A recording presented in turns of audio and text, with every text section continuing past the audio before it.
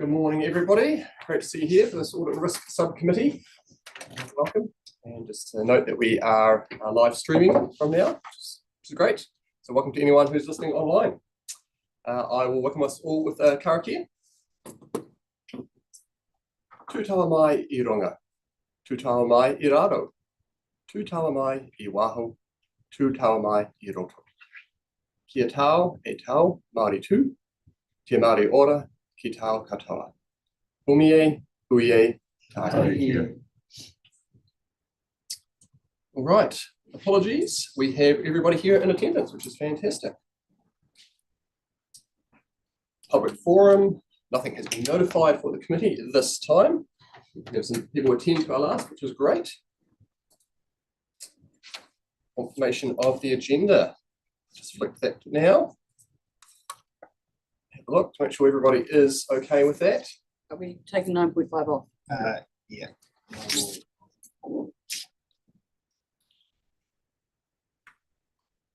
Sorry, yes, so 9.5, the transport paper.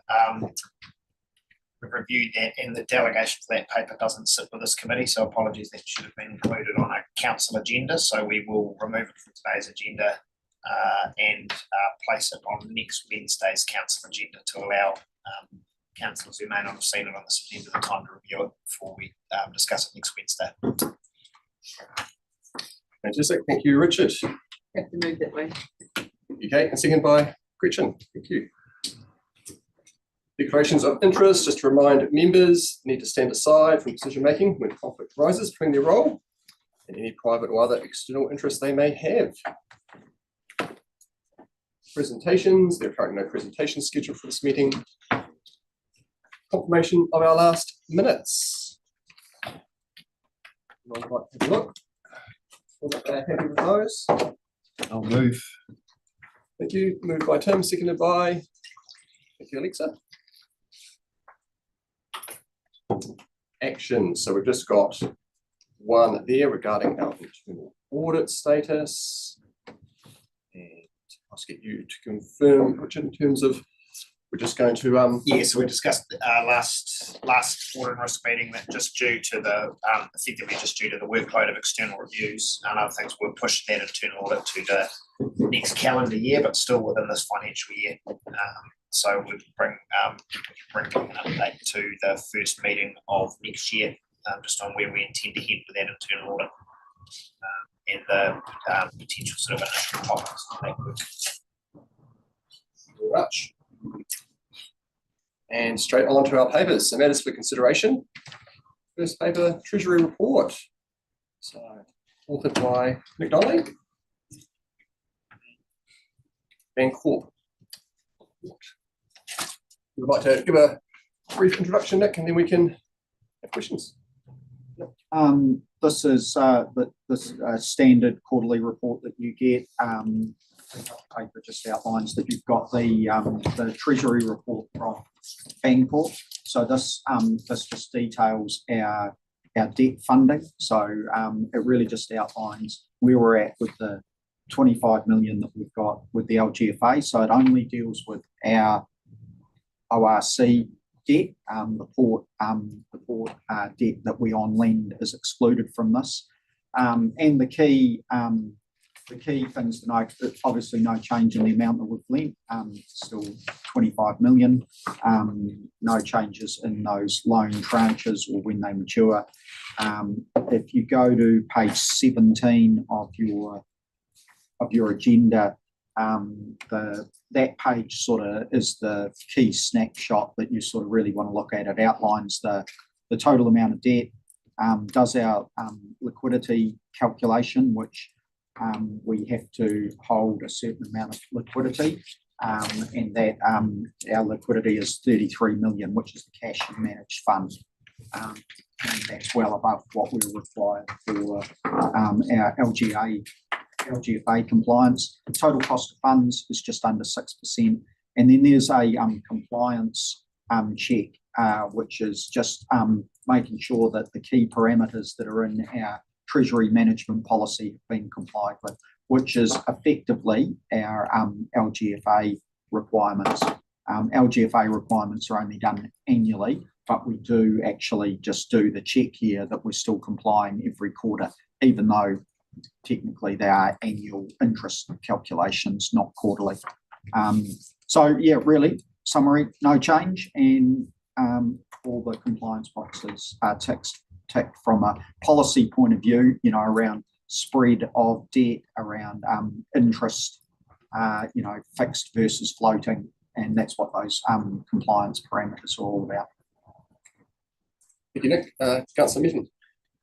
Nick, just in regards to the headroom that we have in terms of debt, we've got 25 million there, and you've got the liquidity at 33. What sort of headroom do we have in terms of if we were to borrow more? Well, technically that liquidity at 235 has to be above 110.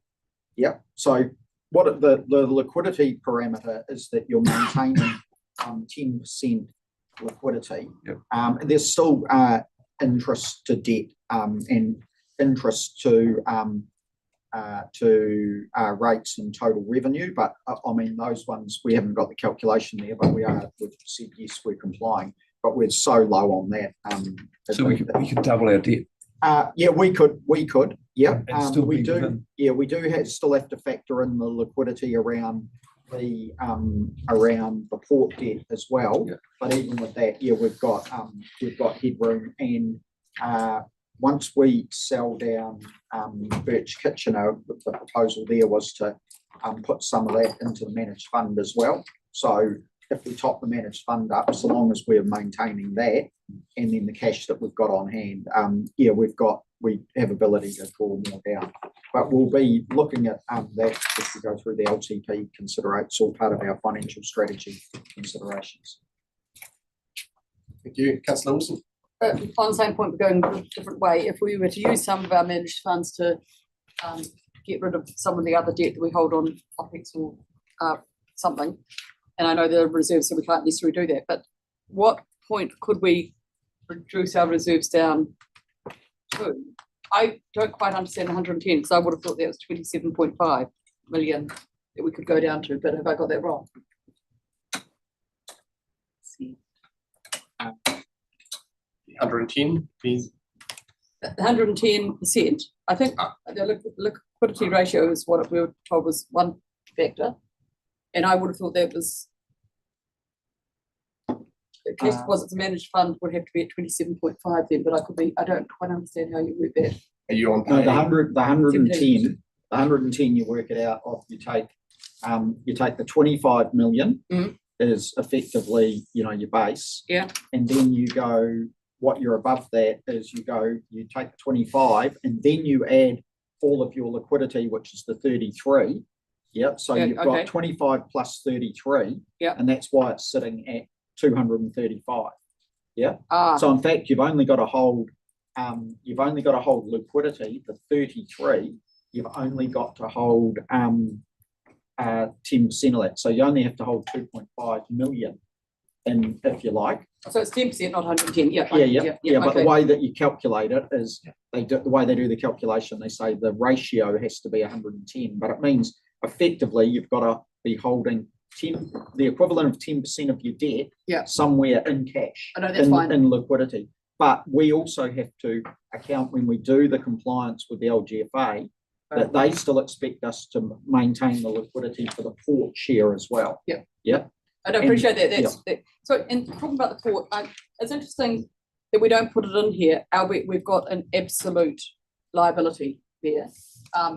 Yes, they've got assets. What I'm interested in understanding is what their on that page 17, it's a really helpful graph, and the reference on page 19 to the actual interest rates is what their spread is like on their debt and their interest rates. Are they similar? No, they structure theirs quite differently. They've got their debt is going out longer term. Okay. Yeah. But yeah, we've got obviously the loans all flow through us, so we could do the calculation for theirs as well. But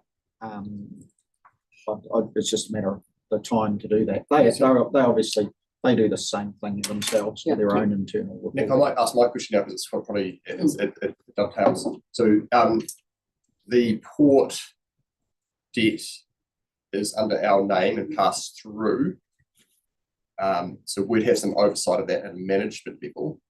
At a governance level, does anyone have oversight of it, or would we want to, just if it's under our name? And I know that a lot of the risk would be passed through, but ultimately. Yeah, not to this detail, but obviously all of our normal financial reporting, all of that debt is included, both sides of it, debt and the on lending the asset that we do is included in our balance sheet. So that's getting reported to council every month, and then obviously we do the commentary on that quarterly. So at an overall level, it's definitely visible and included in our quarterly reporting. It's just when we look at this here, I look at this, so this is the bit that we have to manage internally, is our own debt and making sure that we're complying. Our treasury policy said that for the purpose of our treasury policy, which is around us maintaining our spread of term and floating versus fixed, we exclude the port. Yeah, because we're not going to actually manage theirs to our treasury policy. They've got their own that they comply with, and we just deal with our own here. And the two effectively, we net them off, but we still have the visibility of the gross up debt and on lending asset in our balance sheet. Councillor Keller. Thanks. So just on that then, as we sell assets, because we are going through quite a restructure of what the ORC itself holds, then will that affect the lending criteria that we have here? So once we sell Stafford Street and we sell our actual assets, that doesn't affect us at all? No, the debt was worked out that we needed when we did the last LTP. We worked out that we needed, on average, the amount was around about 25 million. This 25 million is tied back and aligned with what our reserve deficits are for the schemes, so for flood and drainage and transport. So that's largely what this is mirroring. Yep. And the reason why we got the external debt was because that had all been funded through internal debt, and then every year we were running out of working capital. Yeah, so this is tied to that, not to what we've got in the managed fund. The managed fund is tied to the dedicated reserves, and they're not. It's not that it belongs to them, but the dedicated reserves, which are the ones that are in funds, roughly mirrors the amount that's in the managed fund. So in theory, if we had to, pay out dedicated reserves, we could go, well, we can source that from the managed fund. Yeah. No, that's right. Last question. Oh, sorry. Yep, the other question was just around the interest rates through local government versus commercial or mainstream. Do we regularly just compare and see how they are? Like, is there much greater value by being with LG versus mainstream? Yep. For the level of debt that we have and the scale of the organisation. Yeah. It saves us roughly about 1%. 1%. Yep. Right. Depending on how you structure it, but we went through all of that when that was the reason why the port wanted to come through and access LGFA lending, was because there was roughly about 1% saving going through this avenue rather than direct through the bank. It's not insignificant. So no, it's very good. Councillor Mifflin, did you have something? I'm good now. Yeah, Councillor. Sorry, let's go to page 19. The top one falls due next week. What are have we forward booked that already, or what are the interest rates looking like at the moment? I can't remember what the actual interest rate is. They've come down.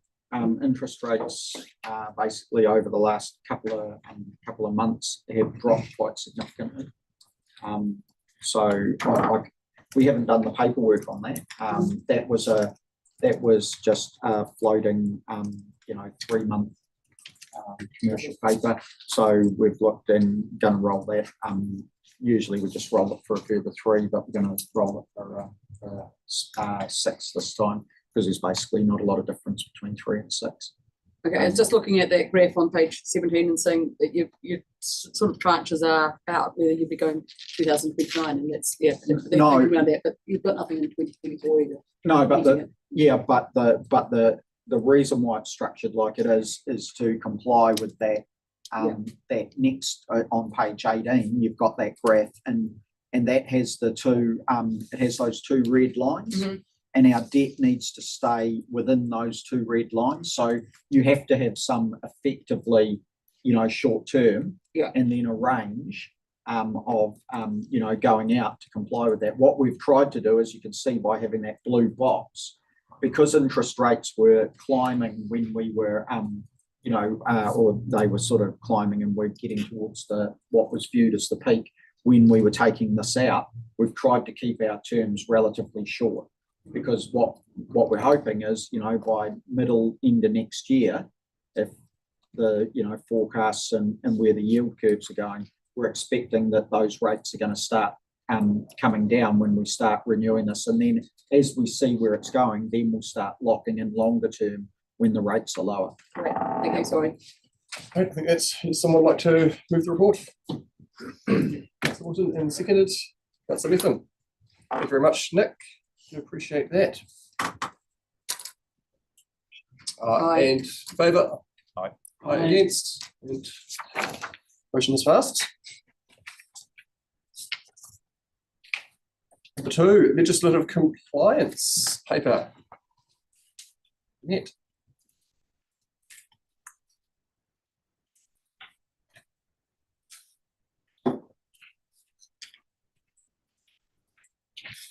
Welcome. Thank you very much for your paper. It's great to read.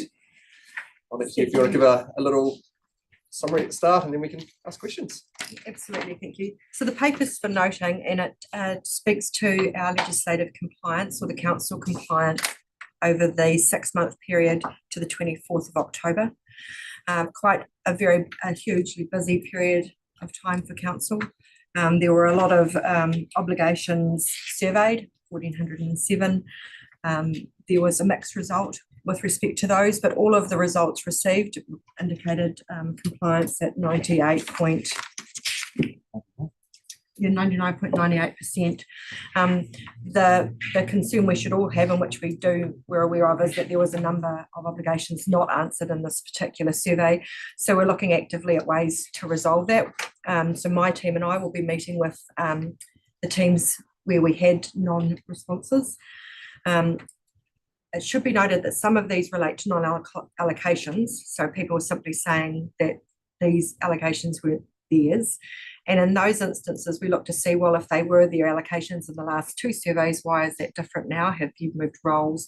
Normally legal's notified of that. So we need to figure out what's going on there, why there's been that sort of gap. But we're fully across that. And then there's simply people that, because of their capacities, didn't have an opportunity to do that. So there's going to be, as I said, those sit-down meetings to explain why it's so important for council that we can demonstrate our legislative compliance. I think council, and certainly audit and risk, should have comfort that I am unaware of any non-compliances, and I would be if there was, people out there simply ignoring the law within our organisation, and that's not the case. So it's simply a case of making sure that at survey time people have a real concept that this is important work, that they set time aside to do it. And then I'm sure that as the 2 previous surveys have borne out, and as the results that we have here bear out, that the Otago Regional Council is doing everything pretty much right. Yeah, so that's the summary of it, but I'm very happy to take questions and speak to the report and all the survey results as you might require. Thank you. Councillor Wilson. It is sad that we, thanks Jen, it's sad that we focus on the 0.2%, because that's what we have to, I suppose, but I'm intrigued with the answer. It's sort of on page 25 to 60, or on the dashboard, the 5 no action plans, and just is that, what does a no action plan mean? And then I've got a subsequent question. Yes, so an action, no action plan means that the person that's given the non-compliance may not believe an action plan is required. Okay. And sometimes that means that they've answered a survey to say that they're not compliant, when really perhaps they should have said it didn't arise. Yeah, okay. So that's why we sit down and we spend time going through the answers.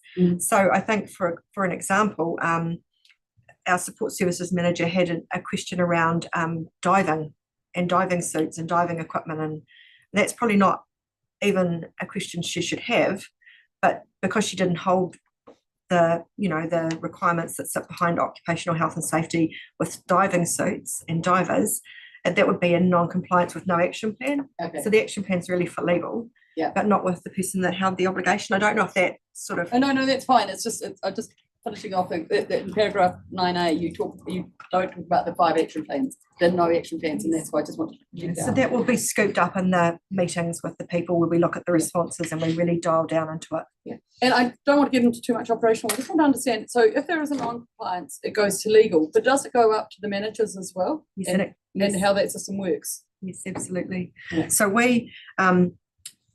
so it goes to the person who has declared the non-obligation, and then as I report to ELT on a monthly basis, and although you get the high-level survey results, our executive leadership team receive all of the documents that sit behind that, and those are the 19 partial compliances. Okay. So that's the 14 action plans and the 5 no action plans. They don't get the resolved. Yeah. And again, sometimes these result from, I think, just the way they've answered the question. Many of these, so someone will think that they've been partially, so for example, if we take the Queenstown water supply, completely out of our hands, they've got cryptosporidium or something in the water over there, but nasty. We've got supplying water bottles to our staff for drinking and washing and all those sort of things, so bottled water. So that's arisen. It's not something we can resolve. We're simply waiting on the council, the Queenstown, the Territorial Authority. But we have to record that. But we're not going to have an action plan other than what we're already doing. But it would sit there with as a partial compliance. So take some, I think, some comfort in the fact that even our partial compliances are really well managed and well under control. Yeah. I don't know if that helps. Maybe I talked around it does, that. but that was good. Councillor Keller. Thanks. Just on that then, so your statement that, Otago Regional Council is doing everything pretty much right. Yeah. So if we were to encapsulate the pretty much and strive towards the Otago Regional Council is doing everything right, would it be fair to say that we'd probably, for the scale of the organisation, we would never achieve everything right? There will always be some level of uncertainties or certain aspects that are not quite tracking. Yeah. And I think Or should we be striving for everything being, because pretty much is 99.98% is pretty much. is pretty good. Yeah, it is pretty much.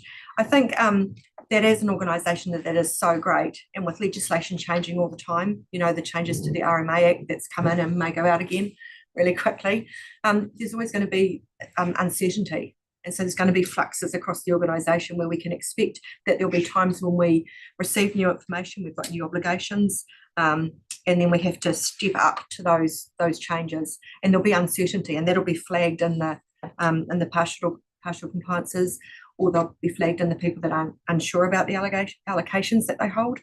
I don't know. I think I'd be concerned if we had 100%. I'd maybe be questioning how people have responded. And to be fair, I think, the things we look at are not just comparing responses this time with previous responses from the same people, but how long it takes them to do the survey. So if someone's just, flying through their questions at, and doing 100 questions in 3 minutes, we might want to look at that and dial down into those results. Doesn't mean that there's non-compliances there, but we might want to look and see, how is this so easy? For me, the first time I did the survey, took me probably, a good, half a day. And I read all the commentary, and then I crossed the roles. So not just the ones that hit my team, the ones that hit the other teams, brought it back in to make sure it made sense. But this time it was much easier, and it gets much easier because you're familiar with it. So it's really the changes that we try and alert people to through the year, so that when it comes to survey, there aren't any huge surprises sitting on their desks. Yeah. So no, I don't think 100% is realistic. I think 100% would be a concern, but you know, who's to say? Thank you. Okay, thank you. Councillor Methven? Yeah, just looking at the comply with report under corrective actions. You've got 45 that are unresolved at the moment. What's the process? And you say that there's 25 from previous surveys that weren't resolved. What's the process in getting those resolved? So again, so it's for the staff member. So that's where we get action plans. And sometimes it's because, so for example, the dangerous dams policy, it's the dangerous dam regulations are in place, but the law doesn't come into effect until May next year. I think it might be May next year. Yep, I'm getting a nod. May next year. So it's an action plan because we're not actually under that obligation yet, but we have to be in a position to meet that legislative compliance then. There can be all sorts of things, like, for example, the lone worker policy. So that's been implemented, it's been trialled, and now we have to actually put contracts out for it. So it's going to be an ongoing process, because there are, I think the first, the loan trackers, they didn't work everywhere. So then we had policies. So I mean, because the way I'm reading this, we're looking at legal compliance. So yeah, it's so it's health and safety. all the acts that apply to our organisation. Yeah. And so would the sole workers fall within the act? Do they, or within our policy? It's health and safety. So we expect every member of our staff to go to work and come home safe, right? Yeah. It's one of our core legislative roles. So we have policies that inform that. But one of them is that we have a lot of staff working very remotely, right? Because that's the nature of our organisation and the nature of our region. And so we had, you know, they take beacons with them, but now they're going to be, you know, certain of them are getting watches because they're just simply going to places where there is no cellular reception. So we're actually incorporating our own policies and adherence to our own policies in this legal compliance. To the extent that they are legislative, we are. Yeah. Okay. Yeah. So comply with is launching a controls package that puts policies in, like conflicts of interest, and that's being launched at the moment. So we could trial that. My mind is that we need to prioritise on these survey results and addressing the the people that didn't respond and the people that wanted reallocations before we launch into putting our policies into a controls package. But that's something we could look at. We'd also, what I prefer to see would be maybe some sort of mapping of Te Reo Māori and the Tiriti obligations across our organisation. I'd like to see that rather. This is legislative compliance, but it's a platform that could do these things. And I've even mooted that we have obligations mapped for our councillors, because I thought that would be a great idea. And you could be in survey and have to acknowledge, you know, so there's lots of opportunities here. But yeah. Great, thank you. Councillor Malcolm, did you have? Yeah, two there probably. So who does the survey and how complex is it? You're looking at, well, I think, 927 unique obligations that we've got to undertake from your words. But so who does this and how complicated is it? Yeah, the legal team do it. Yeah. So that's my team, and we do it, and it is complicated. So a lot of this relates to mapping of obligations across staff, because we have so many internal movements and capacities change. So even in teams where there aren't any, I suppose, formal changes, we have staff maybe picking up other roles that staff have used just to spread the workload at certain times. It's very complex. The team spends a lot of time before the survey. So 4 weeks out of the survey, we go across the team, the whole of ORC, to see, asking people to check their obligations, so we don't end up with reallocations. Doesn't always work, as you can see. And then we look at the survey questions. So ideally, we don't want anyone answering more than 50. Some people had over 100. And a lot of them, to my mind, I think there's ways we can focus that down. Like if a team leader and this team's answering these questions, their manager should be able to rely on those across the board. They shouldn't have any more of those obligations being questioned or surveyed. So there should be more high level, you know, just like the chief executive should be able to rely on all of his executive leadership team, his general managers and the senior managers, the managers of the organisation. So we do it, the legal team do it, in conjunction with comply with if we need to.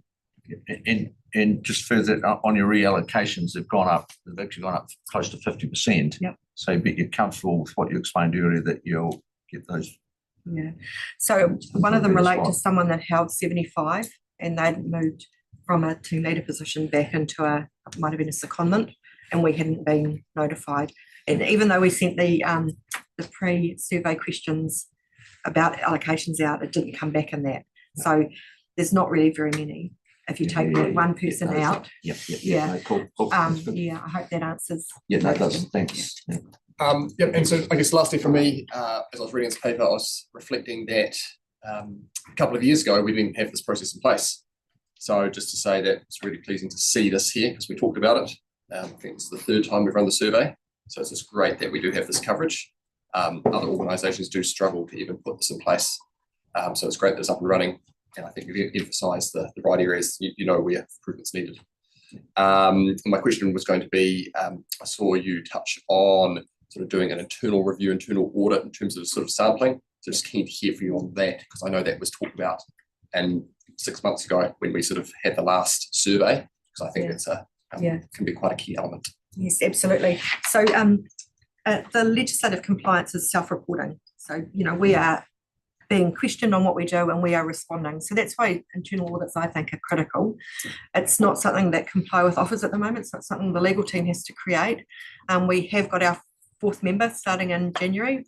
So hopefully that will you know, give us some more capacity to do this additional work. But it'll be making sure, you know, if warranted officers, say, for example, say they've exercised this power, that we can check that they hold that power under their warrant, you know, that the warrant's current, all of those sort of things. And we might ask for examples of where someone said there's been a non-compliance and how that, you know, how that worked and you know, how the action plans progressed. So yeah, an action plan sits with the staff member, then it sits with the person, their direct report, and then up to the manager, GM, and so on. Yeah. Thank you. All right. Happy to move. Thank you, Councillor Malcolm. Seconded by Councillor Wilson. Thank you. All in favour? Aye. Against? Motion moved. Thank you. Thank you very much, Legal Counsel. Next item, People and Safety Quarterly Report from our Health and Safety and Wellbeing team.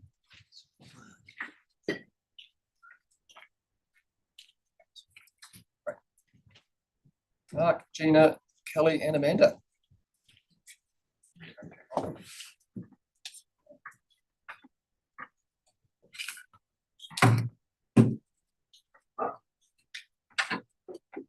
Thank you very much for another thorough report. I'd like to give it just a brief overview and then we can ask questions.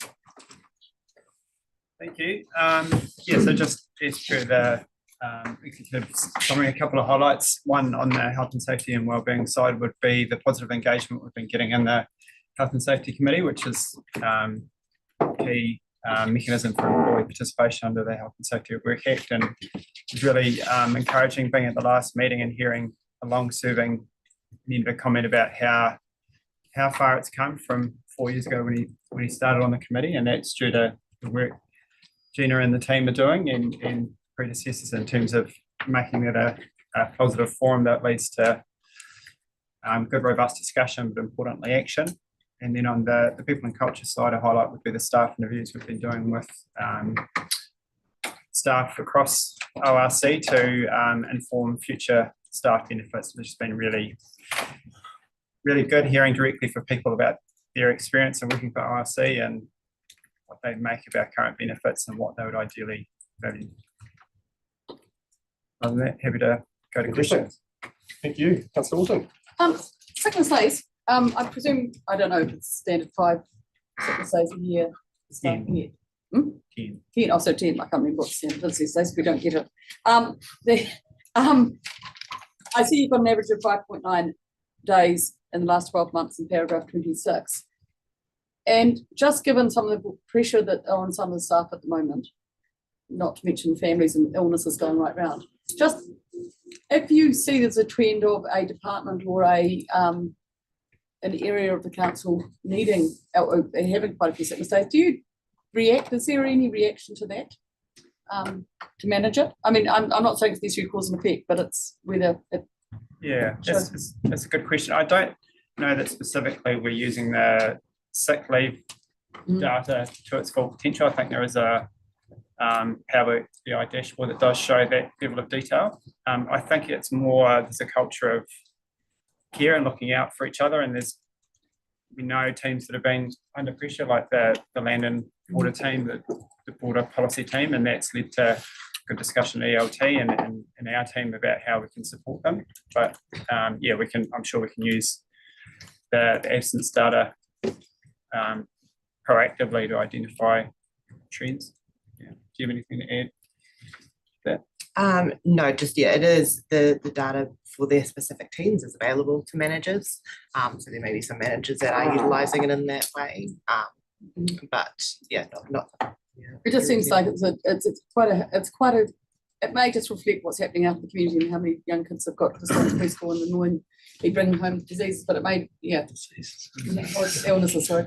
Yeah, I got past that period, I haven't got grandchildren yet, so I don't know really what I'm talking about. But yeah, it's just understanding that and training, because it is a really good key indicator. And yet what I'm really am grateful that people are taking sick days. A few years ago before COVID, we probably didn't take enough sick days and work with us. So it's just, yeah. The other question I had, and it's on the paragraph 28, where you've got the recruitment snapshot.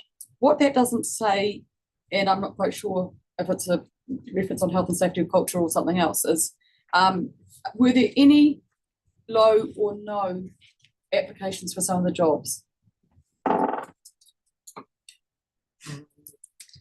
Potentially.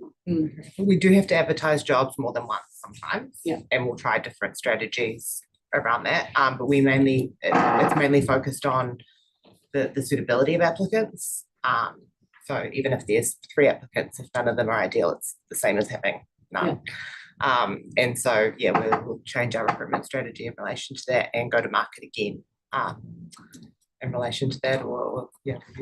I suppose my question then is, at what point do we start saying, oh, actually, we got too much in this job, or is it something else that's wrong? And yeah, how we manage that? It's down to the sort of general manager, because they've got approval for a role at a certain, to fill a certain need. If it's not working out, then they can review that role and look at what other options they may have, or something may be more suitable for an internal high duties or something like that. So yeah, it's definitely looked at. So if we're unsuccessful, particularly over multiple rounds, then there's numerous examples across teams where you go back to the drawing board and think about, well, what is it this role is trying to deliver, and what are the alternatives we have for delivery. And look, I reflect on this, and we are pretty tough on you at times about how many numbers, and numbers are only one measure. Yeah. When we have to be also careful that if we just give you one number, then it's really hard to necessarily fill that number, because we want them to do so much and help and ability. Although I would have thought the turnover, which is looking like it's possibly trending down, gives you some of those opportunities as well. Yeah. No, thank you. It's a great report. Thank you, Councillor Malcolm. This is probably going to reflect the CE. On our, have we got a targeted annual leave accrual figure, and at the current one, how do you feel that's tracking, and what are we doing to get towards your total? So this testing, I think we aim for 5 weeks. What I would say, at this time of year, it's always higher, because we're just about to go into a period where people take their largest break of the year. So normally the first report next year is a pretty good indication of where we're tracking in terms of annual and average annual leave balances. I'd have to defer to the team as far as I the think target. it's twice the annual entitlement they Twice can the accrue annual up to. entitlement, yes, Yeah. right, yeah. So we have discussed it. Obviously, it's a liability we carry, and we need to be aware of it and manage those high balances. And we've certainly discussed it heading into the Christmas period. And it is the time of year we try and target to encourage those people along with large leave balances to have an extended break to bring that liability down.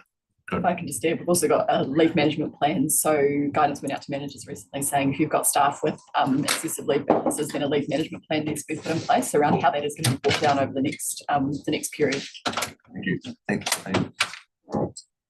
Councillor Hobbs. Just wondering how internet safety fits in here. Doesn't at all.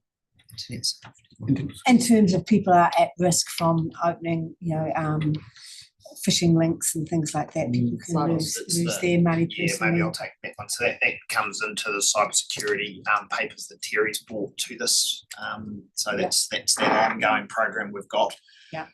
Managing cybersecurity. So you don't see it as part of the safety, health and safety Not in package. terms of people and safety. It is in terms of our risk, but not in this area. Thank you. Councillor McCall? Yeah, thank you, Andrew. I just had a question similar to Kate's just around the staff turnover. So, because the first quarter at 3.5%, that sounds pretty good, but is that a reflection of a full year, or is the first quarter often low, or is it like sweet making progress?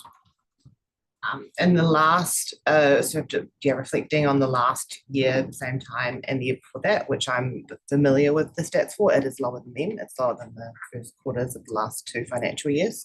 So we're hoping it's the start of a really positive trend. So that's positive, which is good, yeah. Yeah, but it is, it's harder to tell from one quarter. Yeah. Richard's claiming it. And I just had a question on performance plans. So great to see a comment in there around them in terms of some refresh work being done, because I see it as a rather important part in terms of just resource and people performance. It's been quite keen to hear a bit more about that point in terms of just what is being done in that space. Yeah, sure. It was just taking the opportunity to ensure it was fit for purpose. When I met with managers after starting, some of the feedback I was getting was that there wasn't enough focus on what people deliver in their roles. And so when we looked at the performance plans form template, it was based around set objectives, creating KPIs within set categories. And so managers felt there wasn't enough focus on what people actually deliver in the roles. That was one of the things we changed, complemented with guidance around setting smart objectives.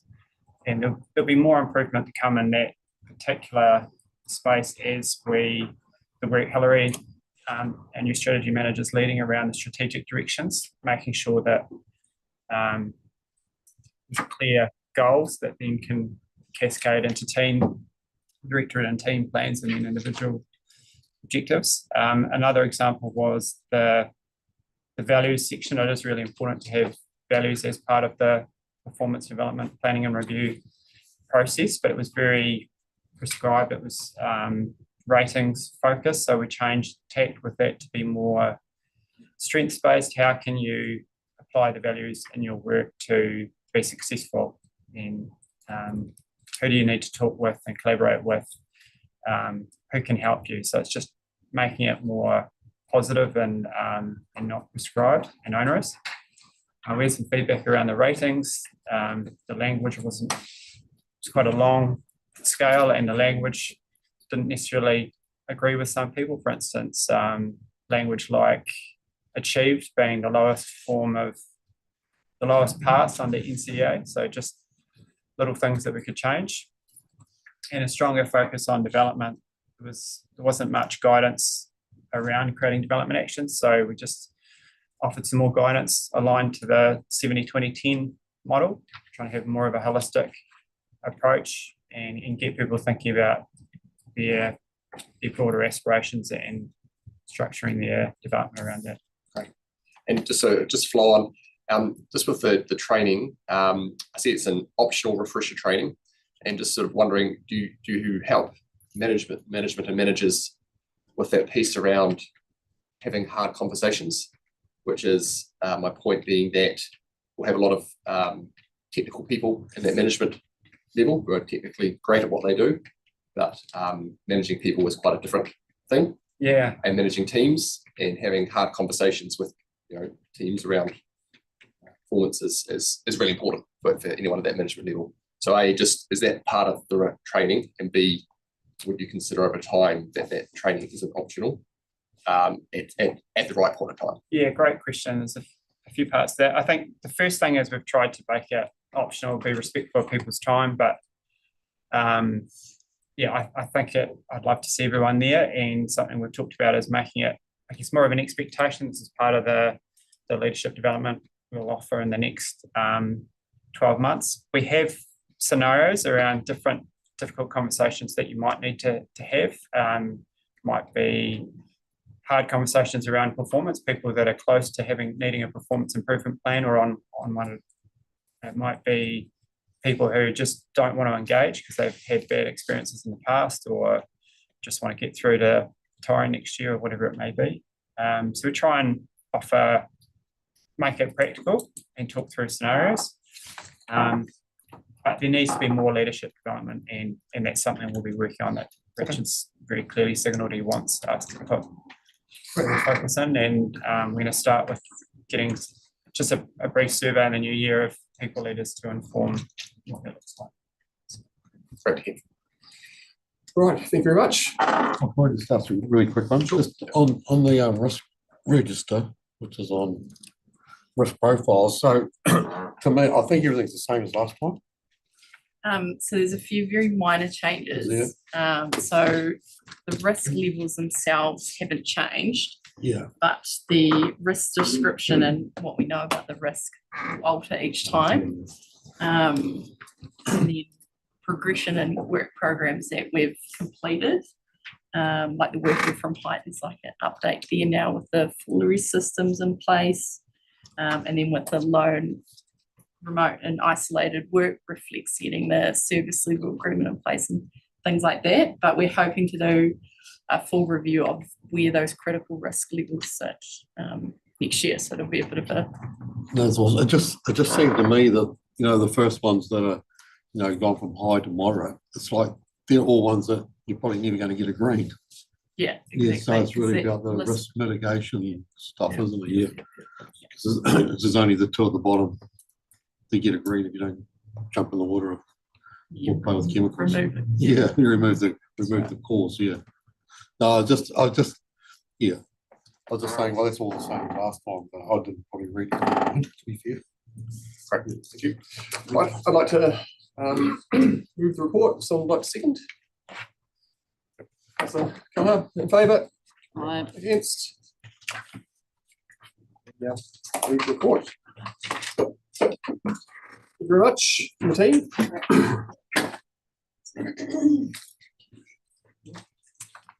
Next item, infrastructure resilience risk deep dive.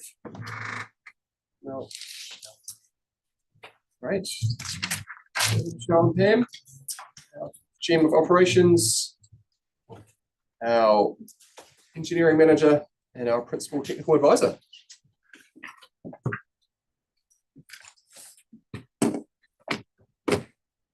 Welcome to the table. Thank you very much for this deep dive. It's important part in terms of audit risk, asking for one of these at each session, which we've had going for just a short time now, and it's been absolutely fantastic to have. It was one that we once again wanted to get moving a few years ago, so it's great to have it. Thanks for preparing the paper. If you'd like to give a brief overview, then we can have questions. Okay, so I'll take the paper as read. It's a brief paper, but happy to dive into the template that we filled out. So where would you like us to start? The risk environment, the consequences, or we'll jump straight to questions? I think it might be help guide us through it. Sure. Councillor Wilson. This is a question that will come up later when we do this afternoon, but it's one that I've raised before. We keep on talking about flood protection when we're really talking about flood mitigation. And the reason it is pedantic, except for protection gives, I think, a 100%, a feeling that there's 100%, whereas it's in sometimes mitigation, it's giving people time to react. When I'm not sure that I want to say that there's 100% no risk, if that makes sense. It's a bit of dynamic adaptation. That's the way working through these things. But can we say it's 100% protection? I can answer that. There's never a 100% protection. We understand the difference between mitigation and protection. We prefer the word mitigation. Unfortunately, there's a vocabulary in this space around protection, and we lapse into that, but we're at pains to point out that there's always a residual risk, and infrastructure is just one part of managing that risk. Yeah, and I'm not trying to debate it. It's not so much what we understand around the table, it's what the people outside this in our communities understand if they say hear the word protection as opposed to mitigation, that raises that risk for me. I think it's a good point, but you're right, it's a conversation probably for an alternative paper in terms of how we talk about this, as opposed to our internal focus on the risk of infrastructure resilience. So the language piece in terms of how we communicate it externally, valid, and so you're going to raise it up. That's fine. Yeah. So, but in terms of its relationship to satisfying ourselves that the team are adequately managing the risk that exists is probably a different conversation. Councillor Methven. Just you've got a table there of your risk preventions, existing controls, and the assessment of those controls, and all the way through it's partially effective. Where does partially effective actually land on the scale of sort of 1 to 10? The scale, well, we were given that there's effective, partially effective, and ineffective. So partially effective would be a 5. Yeah. That's just my overlay on that. Yeah. So yeah, we're midway. All the way through, yeah, sort of 5. Yes. You would say, yep. Yeah. Okay. Councillor Callagher. Thanks. Thanks for the paper. I think it's been a quite comprehensive deep dive. The one that's missing, and maybe I'm over concerned about this risk, and that is around the sort of looming or pending change to far more public access on our flood banks.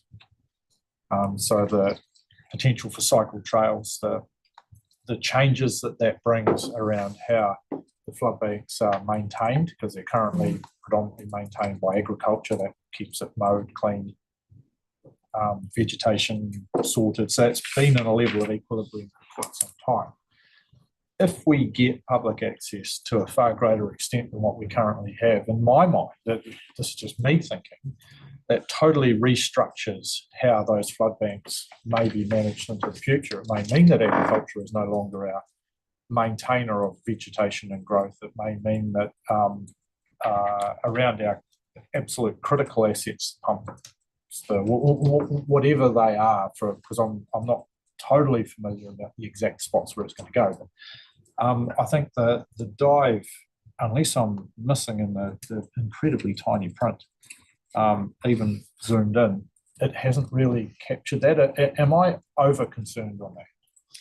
Or is that not a risk to the future, or should it be? So there's probably, thank you, Councillor Callagher, there's probably a few parts to answering this.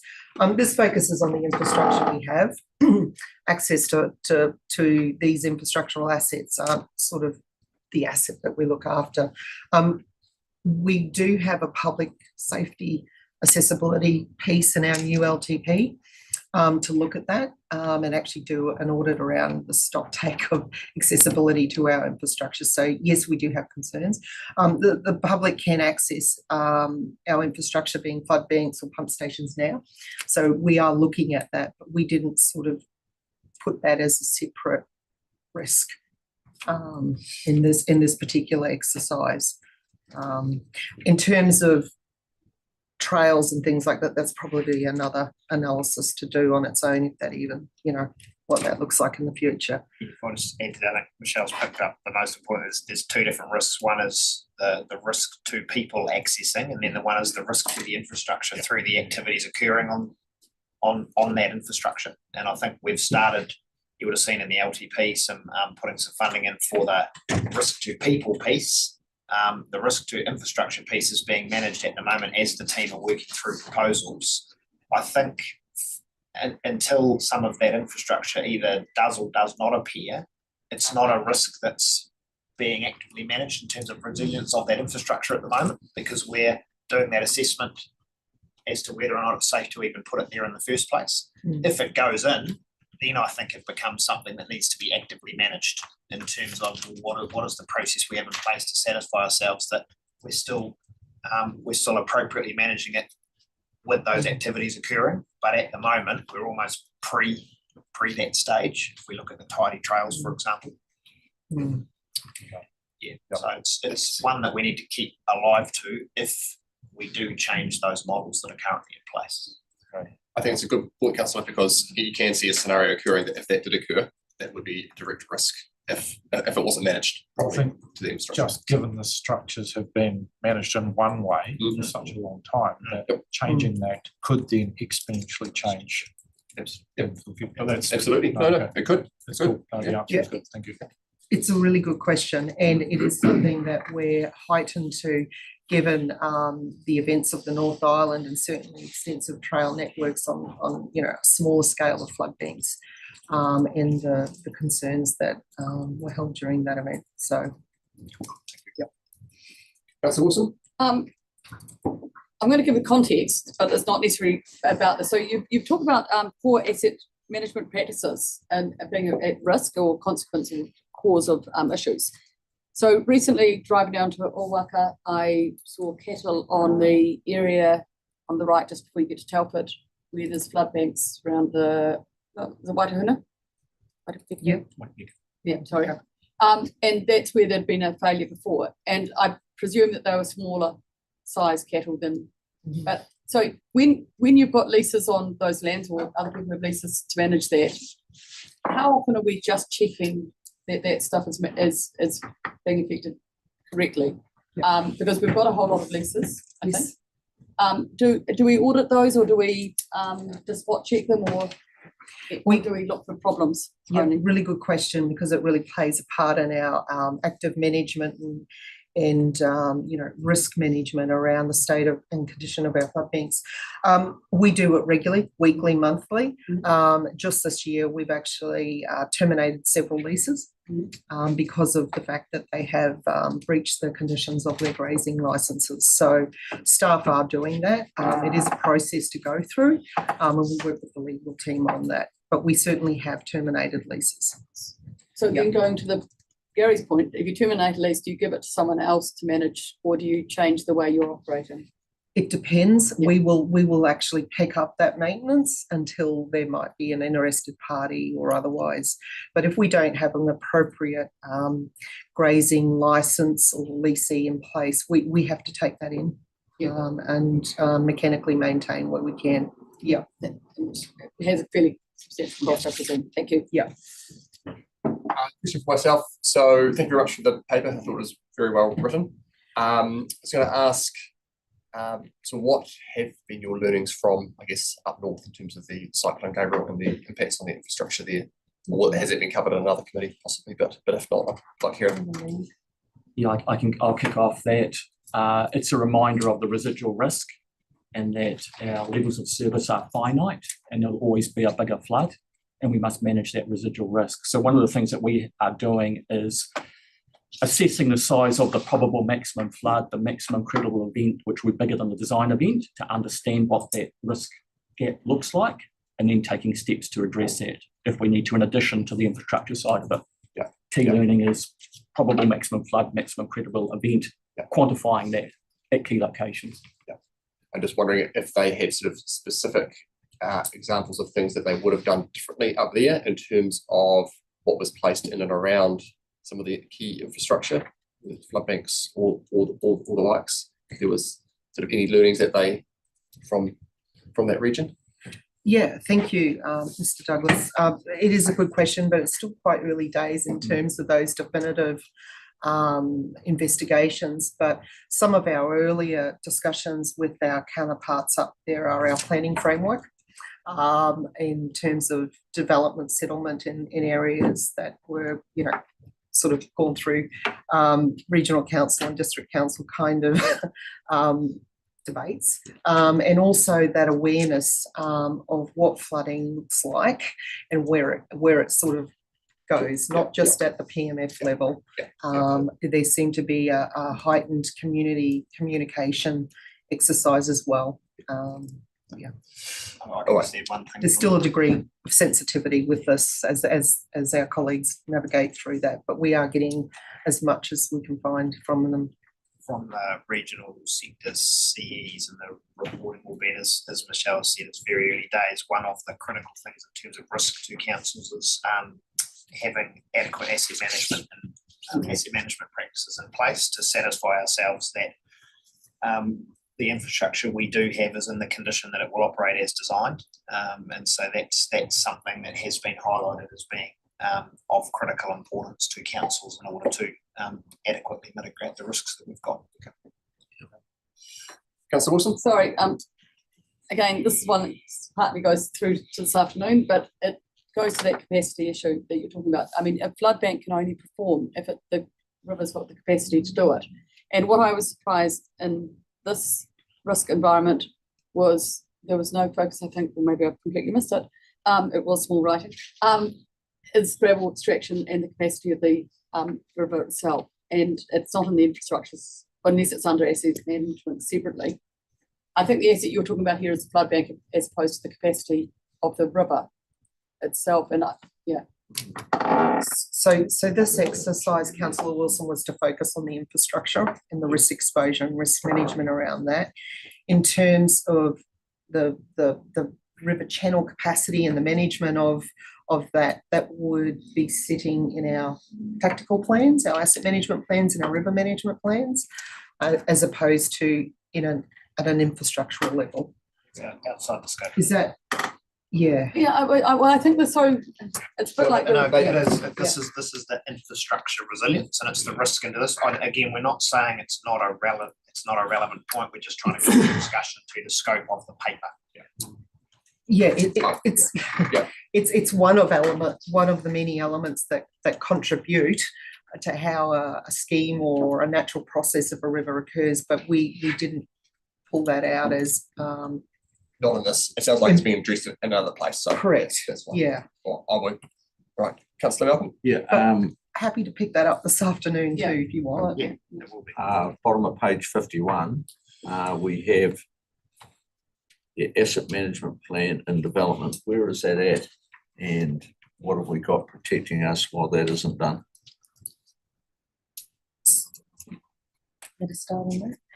So we have an asset management plan, which has been in development over the last few years, which consolidates what we do now.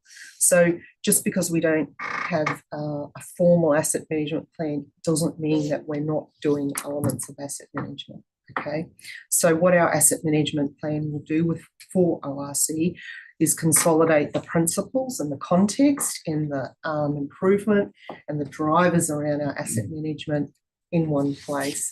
But really what it does is it's only underpinned by what we're doing now. So what we do now is our monitoring, is our condition assessments, our renewals, our upgrades, etc. So really we will be, it's currently in draft. We'll be sharing it with our general manager next week. And it will be, I think it's targeted to go to Safety and Resilience Committee early next year for noting. And we'll be sharing it with council. But, Judy, thanks very much. Yep. Thank you. Can I just add that is a really key part of us progressing. Then further, we talk about our asset management information system, which is another piece of work that IT and the engineering team are looking to accelerate next year as well. Yeah. And look, it might not be this paper, but I'm just wondering, and we've heard Dr. Palmer talk about residual risk. Where do we actually, where should I be seeking to find out where we're actually giving the people that we're protecting an understanding of what protection they're actually being given? Because to me, that seems to be a missing link. It may not be. So yeah, I'm sorry if I've misread it, but I just think that that's a key missing link that could have ramifications on us, not letting those people know. Okay, so when we're talking about residual risk, what our team is really focused on, and it's through the current work and what we're calling scheme reviews, but also going into the new LTP, is to focus on showing our communities what that looks like. And that's through our risk assessments, by showing where certain breaches might occur or what overtopping looks like and what we have in place to show what measures we have within a window of mitigation controls. Yeah. So and that's a piece of work that actually connects in heavily with our natural hazard and civil defence colleagues. So yeah, there's a piece of work that really does need to be done to show what it looks like, not just what it may look like sitting in a report and what our staff are doing behind the scenes. But yeah. Thank you. Councillor Wilson. Two questions. The first one, just around the fact that we've got a lot of assessment of infrastructure condition and other factors that needs to go on over the coming years. Just looking at our ability to be able to do that in terms of capability and capacity regionally. And I know that we have some really fantastic skills, so don't be humble if that's the case in Otago. Just want to hear, I guess, from an audit and risk perspective. And also, I also know that nationally there'll be a lot of demand for that type of skill set too. So that's the first one. Thank you. Thank you for highlighting that. It's a really important question and an observation. Our LTP indicates the resources we need. We have a team which is maturing, but really the investment we've made in our asset management team is possibly 18 months, 12 to 18 months. So in terms of expertise in this area, it is hard to attract, but we've applied a couple of approaches by having passionate, enthusiastic individuals in this area and investing in them and upskilling them, and that's part of our approach. We also have new roles to bring that necessary specialist skill in under our LTP. Yeah, so it is a priority. So when we look at our work programs, this is definitely a key priority going into our LTP. And currently, sorry, Gavin. No, I was just going to add one of the factors too is the disruption by floods. We're still recovering from, I think, 3 recent floods, and so you can only plan so much, and the people that are delivering this program of work then get dragged into response and recovery, and that's having quite a big impact on us. Yeah. That leads into my next question then, which also is an audit and risk type of one around obligations then in terms of condition of infrastructure and just making sure we've got all the right processes for ensuring that we communicate at any stage where we're at, I suppose. I just want to understand that. So I guess we had some commentary before about making sure that infrastructure was at its design capacity, or capability, whatever. But we know that it's a dynamic environment, and we can't have our infrastructure always at 100%. You know, gravel shifts, storm surges happen, and trees fall down, and like you've just said, there's a program of works. What do we need to do, and are we confident we've got all the processes in place to be able to communicate, hey guys, you know, this one is on the list, but at the moment it's at this condition. How do we manage that? It's a complex question, I know, but it's an important one. Thank you. It's a good question because it's certainly on my mind a lot on how we actually, let me start again. We're working with our IT team and civil defence and natural hazards, and certainly within our engineering team, of a way that is able to show this in a dynamic state. We're going to be trialling that hopefully with our LTP and IS by having supporting maps to show where our investments are across Otago. But what we are currently looking at is the results of this being available in a very visual way. That might take some time, but certainly, you know, while that's developing as a subset of communication, we can do that through our engagement with communities and making sure that that information, certainly to the council table where our risk exposure exists, we can communicate that. Can I just follow up with that? Just observation, Transpower have a helicopter that checks out all the lines. We hear it buzzing over us at a certain time of the year. There's a lot of use of drone technology now to check stuff. And I think Gretchen's questions around trees falling down and various other things. So how often are we actually physically inspecting the assets that we've got? And are there better ways of doing it? Thank you. Good question. And we've moved quite proactively in this space. We have a staff member who is actively monitoring some of our coastal erosion sites weekly and monthly. All of our river engineering staff and operations staff conduct monthly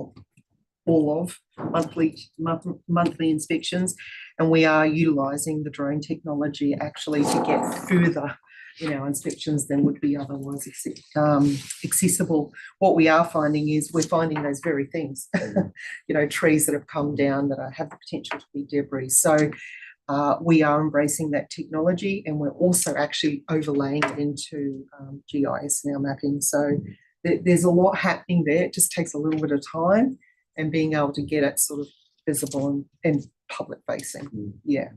So we absolutely are embracing that technology. Yeah. Councillor Cool. Thank you, Andrew. I'll just go, my question is just on the last page 51, the very last point, monitoring settlements and trends associated with land use change. And so, which is all good.